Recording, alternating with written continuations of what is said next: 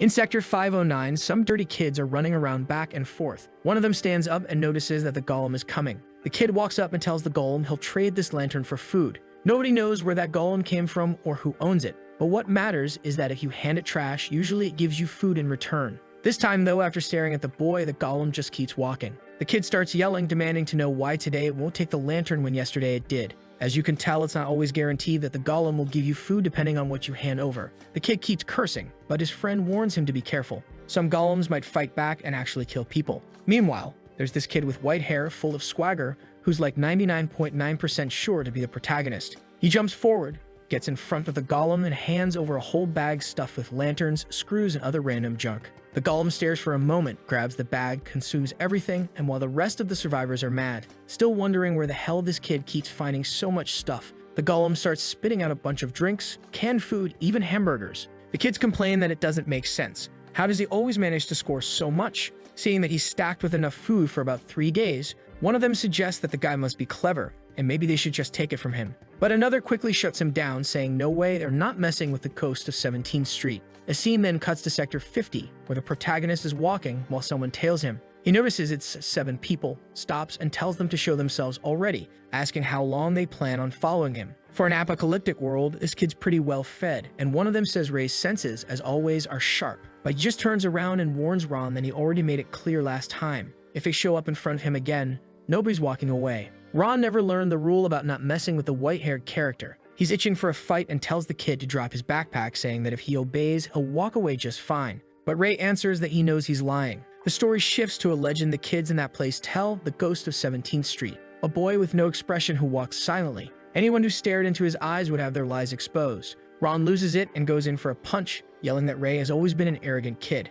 Now it's time he learned to never act that way again. But Ray dodges with ease, taps his foot lightly, grabs the thing near him, and slams a hit into the guy's stomach. The first victim drops to the ground while the rest try to muster up some courage and charge, shouting to kill him. One of them swings, but Ray ducks and smashes an elbow straight into his mouth. The poor guy spits out what looks like 5 liters of blood. Before his buddy can react, Ray already kicks the other in the face. He glares to the side, and the whole street erupts in screams. A while later, Ray says he already made it clear that bringing more people wouldn't help at all. He steps closer to Ron, who's desperate, shouting that Ray is a monster and ordering him not to come near. But Ray reminds him that he'd already said he wouldn't be able to walk anymore after pulling something like this. At that moment, Ron whips out a little knife, warning Ray to stay back or he'll die. Seeing that, Ray thinks maybe being called a monster isn't so far off. When he was around 10 years old, he realized he was different from everyone else. With his knee cut open, people asked why he wasn't crying. Honestly, I don't think I'd cry from that either. Maybe I'm a little genius too. Another kid asked why he wasn't angry at the boy who had beaten up their friend. The protagonist didn't understand why he should feel anger. Then, when that friend ended up dead and he still didn't care, well, that's when things really looked peculiar. From then on, the other kids started seeing him as strange and kept their distance. That's when he realized he didn't feel what people called emotions. He didn't know if that was wrong, but he wanted to be like everyone else. He wondered if one day he'd ever learn what emotions really were. 6 years passed since then, and he still didn't feel anything. But strangely, he knew how to read other people's emotions. He tells Ron that not using any kind of blade is an unspoken rule here. So either Ron had brought it from the start because he planned to attack, or he was lying. Ron insists he found it in the trash earlier, but Ray can clearly see that's a lie. Through the energy concentrated in his chest, Ray saw things nobody else could. Certain emotions carried a color of mana. Anger and love were red mana. Apathy was blue. Excitement and joy shone yellow. There are countless colors, and his world is overflowing with them all. Ron screams at him not to come closer or he'll really die. But seeing the heavy concentration of black, Ray knows the guy is drowning in fear. He keeps walking forward while Ron, trembling,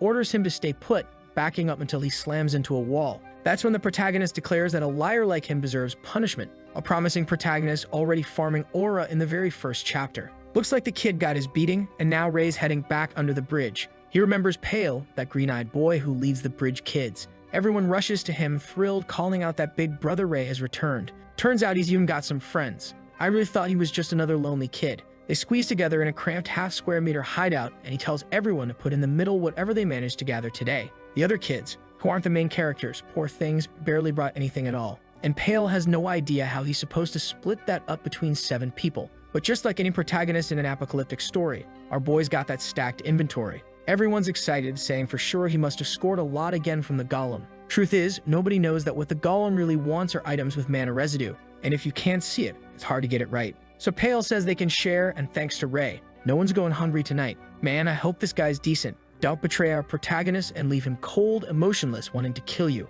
Although Ray can see feelings, right? If Pale was a traitor, he'd notice. The kids are all happily eating while Ray heads back toward the bridge, thinking there's never enough for everyone. Maybe he should hit the warehouse. He feels it's his duty to support the group because he owes them his life. A year ago, he was dozing off in the snow when these kids found him and dragged him out. The boy was so depressed he figured dying there was fine, but the youngest one among them wouldn't accept that and insisted on helping him. The only principle Ray carries in life is that debts must be paid, whether as a favor or even as vengeance. That's when Pale shows up and says Ray needs to take his share too. Ray just says he's fine, not hungry, but then his stomach growls, giving him away. His friend immediately breaks a bar in half and hands it over. Today, black rain is falling. They say it happens when certain people burn through massive amounts of magic. They're in Sector 50, and the word is that high-level mages live down in the lower sectors. Pale insists this golem must be something sent by one of them. The protagonist figures it's just some machine, but Pale is sure it's magic keeping the thing walking. Oddly, he's emotional about it. I don't know why, but Ray agrees.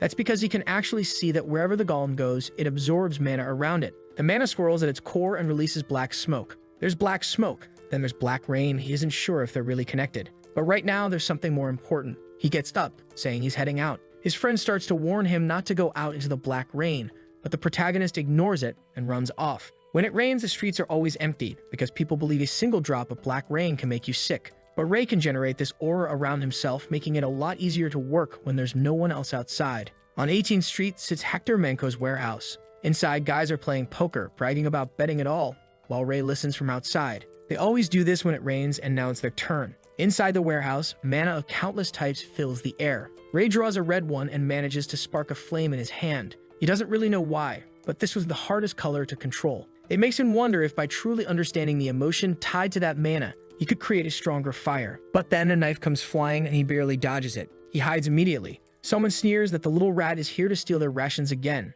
And worst of all, these guys are armed and even wearing night vision goggles. Ray knows with 3 against 1, all of them tracking his position, he's screwed. He definitely didn't expect those bastards to have night vision. They throw 3 more knives and Ray gives them a hard glare, then slips down the corridor, dodging everyone. The guy can't believe it, but mutters that the kid's an idiot for charging straight at him, right before Ray plants a punch square into his jaw. The other 2 can't figure out how they're being seen in the dark. But of course, Ray's not looking at them. He's reading their emotions. One of them was overflowing with rage, the other with surprise. The guy swings his arm up and hurls another knife. But the mana vessel doesn't just show emotion, it also lets Ray see where the next move is headed. He dodges, leaps, and lands a kick straight to the other's neck. The guy sputters that it's impossible, but Ray steps in, slams a punch into his stomach, and tells him it's not. With that, all 3 men are knocked out cold. But then another barges in, kicking the door open, saying he had to come see what the hell all that noise was. This one's an executive of the warehouse known as Humphrey, who says all his brothers have fallen. So now they'll have to deal with this little rat. The bastard is just as intimidating as the rumors said. For Ray, the plan now is simple. Get out of here. He charges, lands a punch to the chest, but the man doesn't budge a single inch. In an instant, Humphrey counters with a heavy swing, forcing Ray to dodge, barely managing to step back. At least he tested him. He realizes the guy is fast and he retreats. Humphrey actually praises him, while Ray knows this opponent is on a completely different level. Humphrey comes again with another punch and Ray dodges sideways. But no matter how much he can slip away, instinct tells him there's no way to fight this guy head on. That's why he crouches low, sidesteps, plots a weak point, focuses fire mana in his hand, and slams a palm strike to the chest. Humphrey is shoved back, and by the time he opens his eyes, the boy has vanished. But the entire sector is screaming that the kid was just there, so he couldn't have gotten far. And they're right. He's crouched behind his shack, just like me camping in Call of Duty. Just as they're about to close in, someone yells or something near the entrance. They all turn and Ray slips the other way. Robbing Hector's infamous warehouse was insane, and he knows if they catch him, they'll kill him. He's not afraid of death. The problem is, if he disappears, where are those kids going to get food?